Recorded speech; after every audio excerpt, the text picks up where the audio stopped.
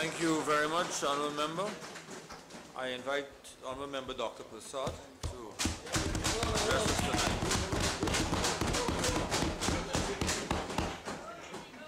Mr. Speaker, I should have been inured by now at the ramblings without substance that seem to emanate from that side of the House. But I have to confess, the sheer emptiness of one particular presentation by someone who seemed to have been caught in a time warp boggled my mind. But I still live in hope that one day the alternatives which are touted all the time in every presentation of better than this budget, I'll hear them coming from that side of the House.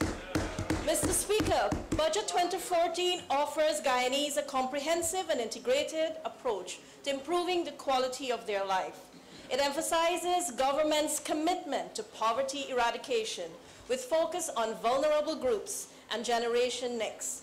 Budget 2014, aptly titled, A Better Guyana for All Guyanese, recognizes the importance of enabling our young people with tools to carve a future for themselves. It opens doors for our first people, allowing them to improve and market their traditional skills and products. Budget 2014 unapologetically takes Guyana into the exciting world of technology with a visionary trajectory of enabling all, from the youngest to those in the most far-flung recesses, with resources required to utilize computers through the One Laptop per Family program, tied to the very visible and timely agenda of e-governance, interconnectivity, and job opportunities. Women, the differently able, the athletically inclined, the young couple looking to own their first home, the single parent who now becomes the breadwinner in the home, every Guyanese is offered an opportunity to ascend the steps towards their goal or their dream.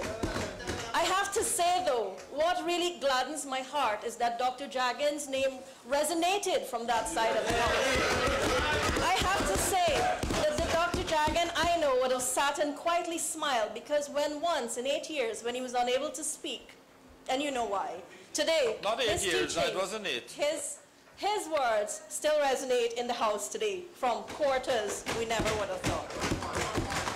If last year's budget proffered an unshakable foundation, the 2014 budget offers up strategically placed building blocks to take Guyanese many stories upwards to heights which are not flights of fancy like some like to move into, but which are tangible and accessible. This budget offers real solutions to people who are embarking on life's journey and speaks to crucial areas which influence not only the individual's welfare, but our country's economic stability, progress, and development. Budget 2013 provided relief through tax incentives, and this year, government continues to demonstrate its commitment to all people as the budget seeks to increase disposable income in the hands of the contributing population, as well as those who have contributed and are now ready to spend their days enjoying the fruits of years of labor, and simultaneously ensures that the very young have a chance to access education and opportunities at every stage without hindrance. Education and gainful employment implies the government's mission to eradicate poverty is in full swing. Our government does not preach handouts or does not preach laziness. It allows people to develop to their fullest potential by offering education at all levels. Mr. Speaker, for me, the education grant, the cash grant provided to parents of every child attending a nursery, primary, or secondary school in the public education system in the amount of $10,000 per child, benefiting some 188,000 more at a cost of $2 billion, demonstrates that commitment vividly. As a passionate advocate for education, among other subjects, I feel that this sector, which prepares our youth for the next stages of their life, has been strengthened with the emphasis on scholarships, not 5 or 10, but over 400 to our hinterland students. That all around the country, more schools will be built, rehabilitated, that 100% of our schools will be equipped with ICT labs. For me, that's heartening. The other thing, this is but the beginning This hammers home the point forcefully that we should never look at succeeding budgets in isolation, but as the harbinger of continuity, knowing fully well that government has not traversed the road of ensuring the best for our people to its end, but that this PPP civic government will continue to fight to improve our people's welfare steadily every year by crafting new, empowering initiatives as the dynamics of our country changes. And government remains committed to Guyana, her people, and their upward mobility. An objective person will acknowledge this much. Mr. Speaker, the fact that over 3,000 youths will benefit from continued training to increase their employment potential and their earning capability, whether we mention training in marketing, research, entrepreneurship, that we were still investing in the hinterland community by allowing our indigenous people to reap the fruit of their traditional skills, by empowering them to market these traditional skills, that we are utilizing their cultural traditions as feasible marketing possibilities, that is utilizing the Arawak language by programs. This cannot be dismissed like I heard one comrade, one honorable member, dismiss our sectors, our important sectors, sugar and rice, as pet projects. What is wrong with you? I couldn't decide whether to be appalled or that to recognize that vision is only granted to a few. I must mention the Ghana Women's Leadership Institute. More women and single parents continue to be trained in isolation or along with BIT, the Board of Industrial Training. And one of the greatest initiatives that we have embarked upon is to not only to train these women, but to find them markets so that they can have an income. And how we are going to do this, we are piloting a sample office at the Institute where any woman can bring their product or their skill, and that product or skill will be improved so that it can be marketing for the best benefit for the woman. Mr. Speaker, it is the real empowerment of our women financially, as well as looking out for them in a caring manner, because we are not only confining these programs to one institute or institution, but we are taking these programs to their doorsteps. And we are incorporating within these programs elements dealing with social issues such as domestic violence, so that they can face the vicissitudes of life and triumph over them. That is commitment. Employment for our youth has always been the subject of heated debate in this chamber. And I too feel while training and education are imperative in young people's progression, job opportunities must abound for them to demonstrate their potential in leadership abilities. Public-private partnerships, highlighted in the 2014 budget, is a big step in the right direction, as is government's foresight in Budget 2014 to enable Guyanese with the resources to earn a livelihood. Today, our minister detailed the cultural diversity of our country. He spoke about the many programs implemented so that our young artists, those who have creative ideas and creative expressions, they can take those to another level so that those creative concepts and perspectives could be marketed. These people will no longer see that as just a hobby, as just something they do to the side, but now they can become recognized not only in our country, but in the outer world. And I think that is the right step for culture in our country. When we speak about entrepreneurism, loan applications for new and established entrepreneurs are currently being assessed and processed. And that is intended to create more small businesses, because we recognize that small businesses have been the mainstay for communities for generations and have provided livelihoods and comfortable lives for hundreds scattered across Guyana. So by encouraging these entrepreneurs to have their own business, for having an encouraging, enabling climate, we are in essence encouraging our young people to think outside the box, not to be confined to the traditional professions, but to go out there, to reach for the stars, to climb higher and make a name for themselves in Guyana. The vision continues, as does the training, as over 1,000 persons will be trained in business development and technical skills. The government is empowering the leaders not only for today, but for tomorrow. The government is saying, young people, we've got you covered. The value of ICT can never be overemphasized as it places us as a country and people on par with the developed world. But more importantly, it opens vast areas of opportunities for our people. Coupled with thousands of laptops, which are continuously being distributed, government has now placed our people in the enviable position to not only be poised for the advent of e-governance and be well informed, but they are now allowed to access global opportunity, enhance educational resources.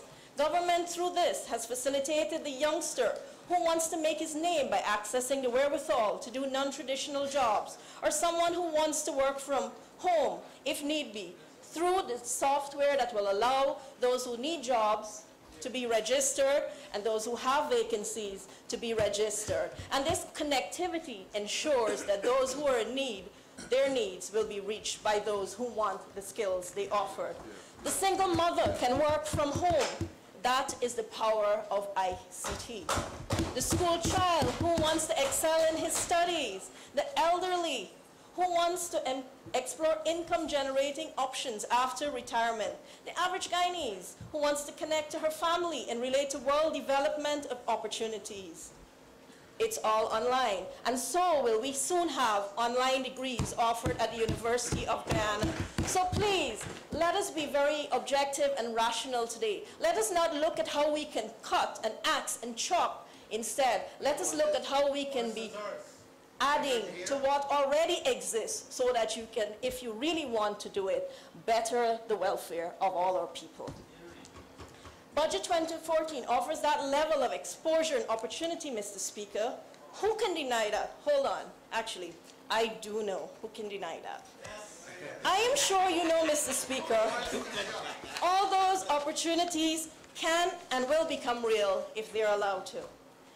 Mr. Speaker, that is, if our colleagues on the other side of the House, led by those with scissors and the perpetrators of dark, depressing years, is that it, Mr. Kumar?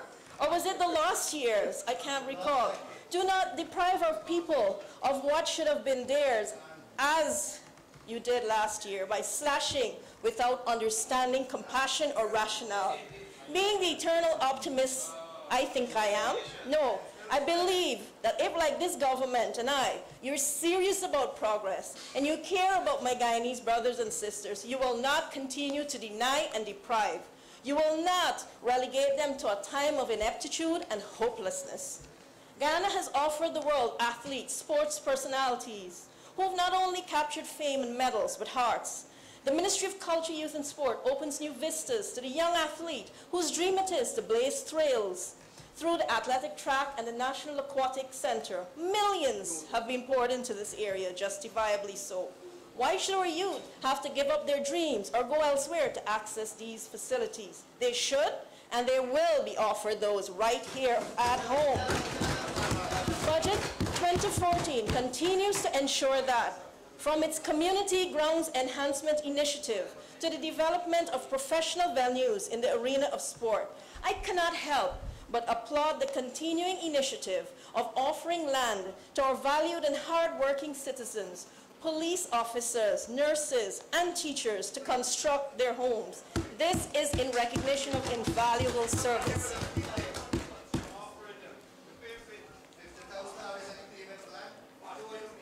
Mr. Speaker, Budget 2014, it is all in here. Colleagues, read it carefully, or should I say, at least read it.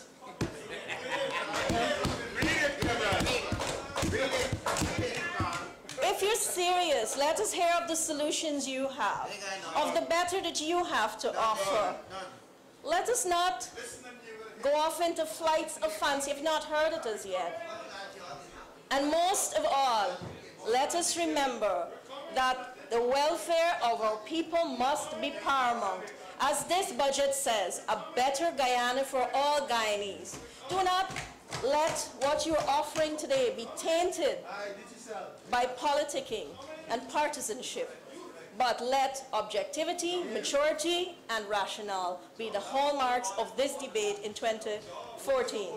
Mr. Speaker, I unhesitatingly commend this budget to all my colleagues, the people of Guyana, and I congratulate the Minister of Finance and his dedicated team on Budget 2014.